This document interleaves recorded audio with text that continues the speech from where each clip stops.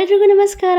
Welcome to my channel. ಎಲ್ಲ ಸಮಸ್ತ ಕರ್ನಾಟಕ ಜನತೆಗೆ ವರಮಹಾಲಕ್ಷ್ಮಿ ಹಬ್ಬದ ಶುಭಾಶಯಗಳು.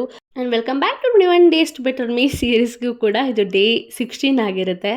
ನೈಟ್ ಪೂರ್ತಿ ವರಮಹಾಲಕ್ಷ್ಮಿ ಬ್ಯಾಕ್ಗ್ರೌಂಡ್ ಡೆಕೋರೇಷನ್ಗೋಸ್ಕರ ನಾನು ಲೋಟಸ್ನ ಪ್ರಿಪೇರ್ ಮಾಡಿಕೊಂಡೆ. ನಿಯರ್ಲಿ 50 ಲೋಟಸ್ಗಳನ್ನ ನಾನು ಪ್ರಿಪೇರ್ ಮಾಡಿಕೊಂಡೆ. ನೋಡ್ತಾ ಇರ್ಬೋದು 3:30 ಆಗಿದೆ.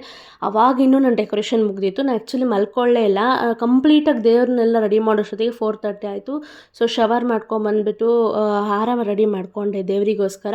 ಕಂಪ್ಲೀಟಾಗಿ ಒಂದು 5:30ಗೆಲ್ಲ ನಾವು ಪೂಜೆ ಸ್ಟಾರ್ಟ್ ಮಾಡಿಬಿಟ್ಟಿದ್ವಿ, ಒಳ್ಳೆಯದು ಆ ಟೈಮಲ್ಲಿ ಅಂತ ಹೇಳಿದ್ದಕ್ಕೆ. 6:30ಗೆಲ್ಲ ಪೂಜೆ ಕಂಪ್ಲೀಟ್ ಆಗೋಗಿತ್ತು.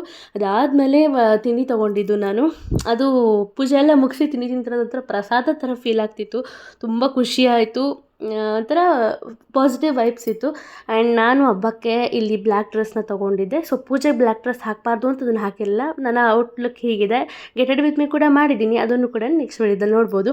ಹಾಗೆ ಒಬ್ಬಟ್ಟು ಪ್ರಿಪೇರ್ ಆಗಿತ್ತು. ಆ್ಯಂಡ್ ಇದು ನಮ್ಮನೆ ಮುದ್ದು ಲಕ್ಷ್ಮಿ ಆಗಿತ್ತು. ಹೇಗಿದೆ ಅಂತ ಕಮೆಂಟ್ ಮಾಡಿ. ನಾನು ಒಂದು ಒಬ್ಬಟ್ಟನ್ನ ತೊಗೊಂಡಿದ್ದೀನಿ. ಸೊ ಚಾಲೆಂಜ್ ಇರೋದರಿಂದ ಸ್ವೀಟ್ಸ್ನ ಜಾಸ್ತಿ ಕನ್ಸ್ಯೂಮ್ ಮಾಡೋ ಹಾಗಿಲ್ಲ. ಸೊ ಒಂದೇ ಒಂದು ಒಬ್ಬಟ್ಟನ್ನ ತಿಂದು ನನ್ನ ಫ್ರೆಂಡ್ ಕೂಡ ಬಂದಿದ್ದು ಕುಂಕುಮ ಕೊಟ್ಟು ಈ ವ್ಲಾಗ್ನ ಮುಗಿಸ್ತಾ ಇದ್ದೀನಿ. ನಾಳೆ ಸಿಗ್ತೀನಿ. ಬಾಯ್.